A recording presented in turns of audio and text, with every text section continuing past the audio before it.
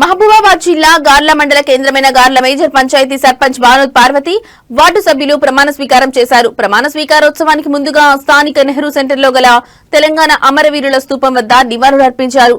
అనంతరం సర్పంచ్ పార్వతి మాట్లాడుతూ మండలంలోని తాగునీరు, వీధి లైట్లు, డ్రైనేజ్ సమస్య లేకుండా చూసుకుంటానని తెలిపారు. ప్రధాన సమస్యల కొరకు పరిష్కారం కొరకు నిత్యం కృషి చేస్తానని ఆమె వెల్లడించారు.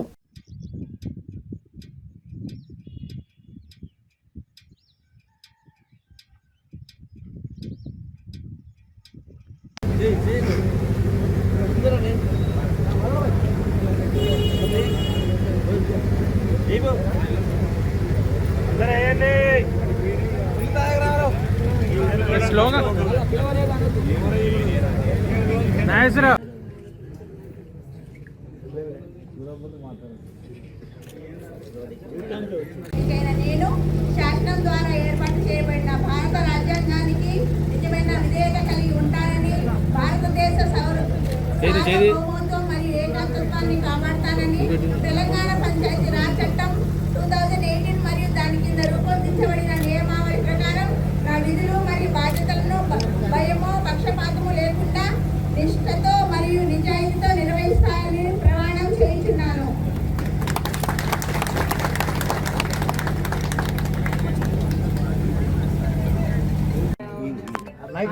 అందరికీ ప్లస్ కార్యదర్శి గారికి, ఎంపీడీఓ గారికి ప్లస్ ముఖ్యులందరికీ నా ప్రాధాభివందనాలు. మీ అందరూ నా వెనుక అంటే నా మీద నమ్మకం ఉంచి ఓటేసి గెలిపించినందుకు చాలా చాలా గర్వంగా ఫీల్ అవుతున్నాను.